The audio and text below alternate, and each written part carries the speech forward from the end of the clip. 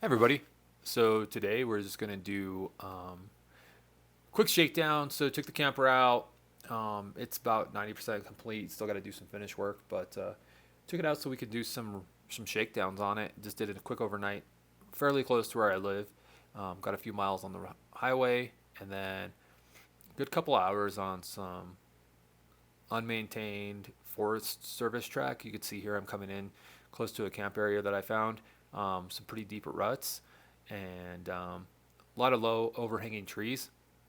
It's kind of hard to tell from this angle, but it's nice having the pop top since it's a lot lower than one of the hardtop models.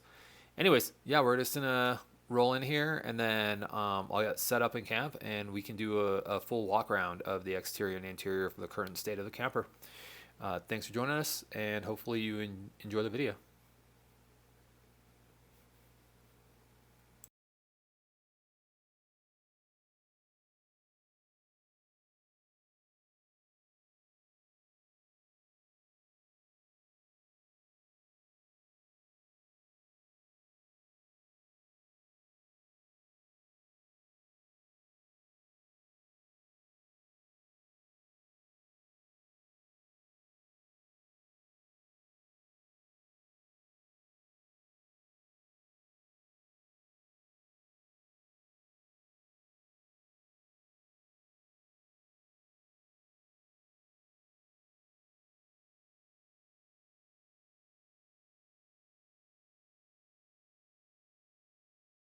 So, started this life as a Pro Van.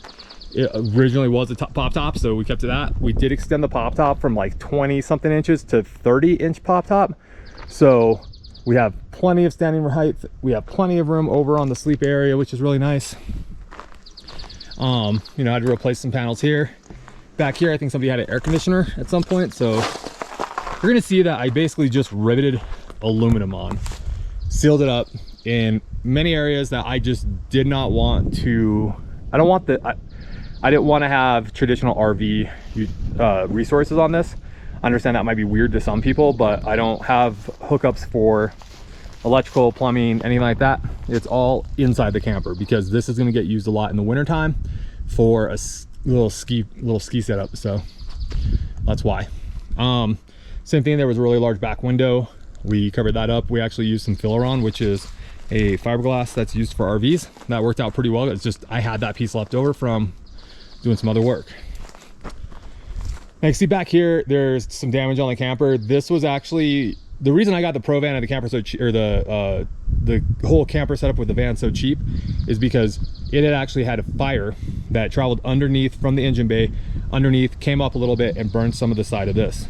It didn't really do any damage outside of that and burning some tanks that used to live underneath.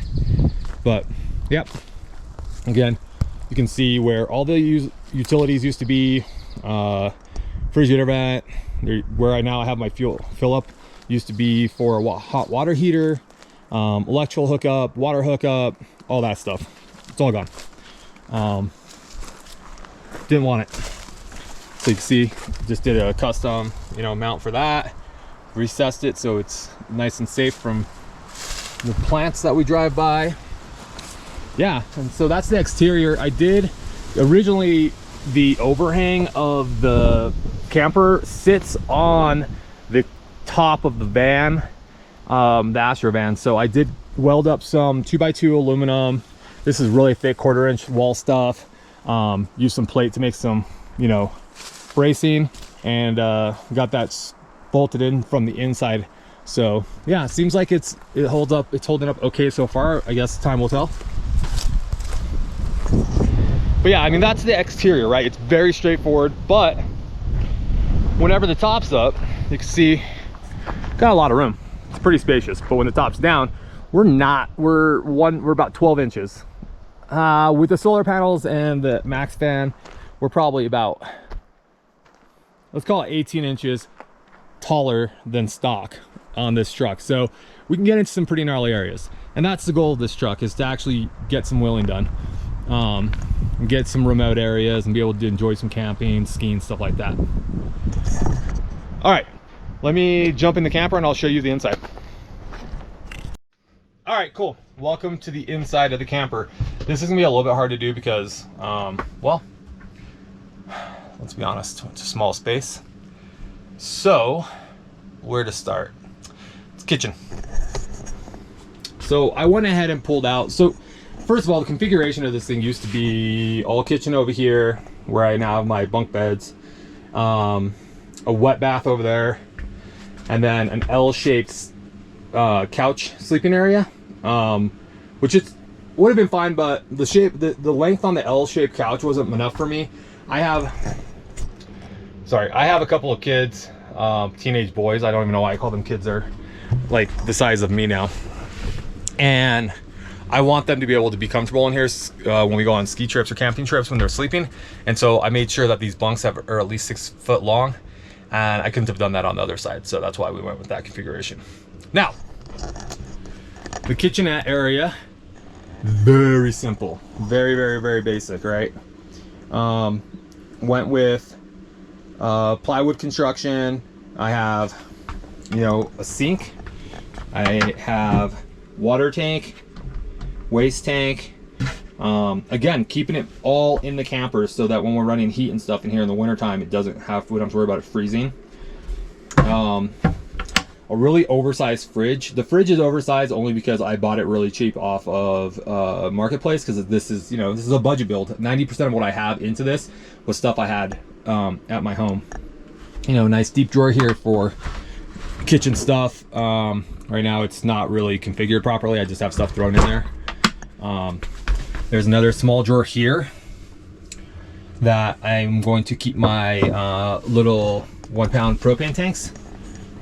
And then we have this area, which needs some work, it looks like, because that shouldn't have been sliding out. Instead of going with cabinetry, I decided to use these Stilio or whatever crates. They're really high quality crates.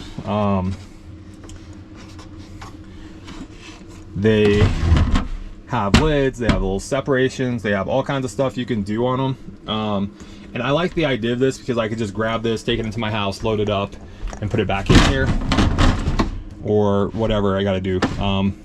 But that's why we went with those. I didn't really want to do standard cabinetry. Could have, but didn't.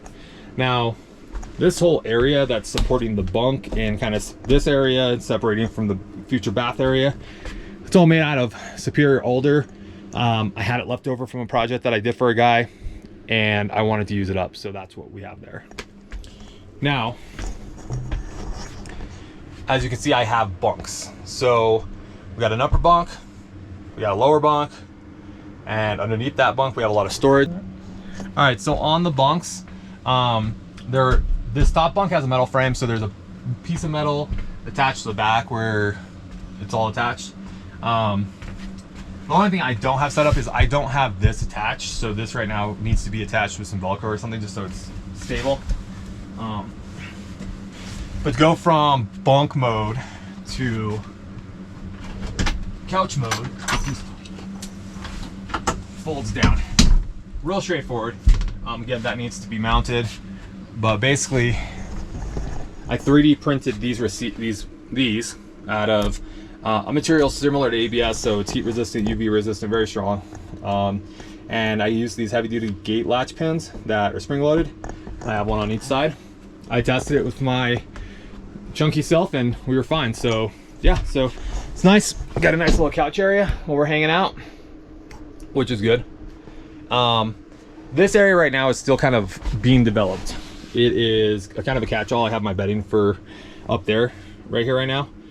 And then let me grab all this crap out of there.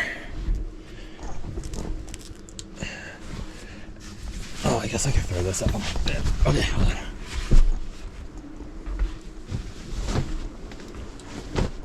Okay, sorry.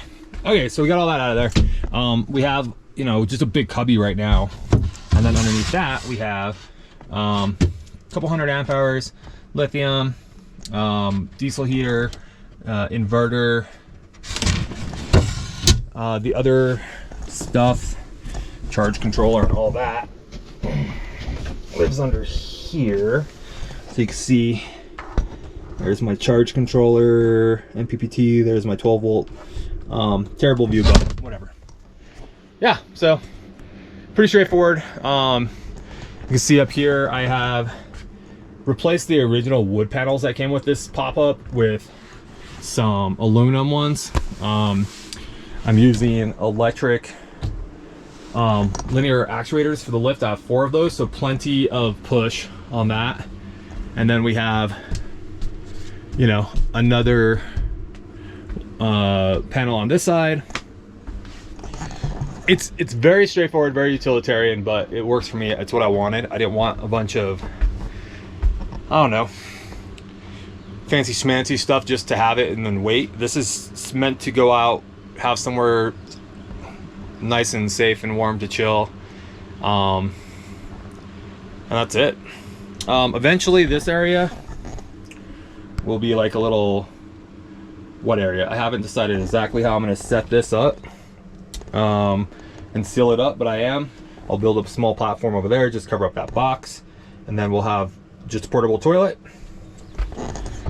Pee outside, pee in some Nalgene bottles whenever you need to. I will set this up with a small drain that will drain out to the ground, or maybe a small gray tank, so that you know, after skiing a whole day or backpacking or biking, if you don't want to just do a quick rinse off outside, it's too cold or whatever, you can do a quick rinse off in here. So that's the goal. But yeah, that's the camper inside and out. Yeah, everybody, thank you so much for watching the video today. Hopefully it was enjoyable for you.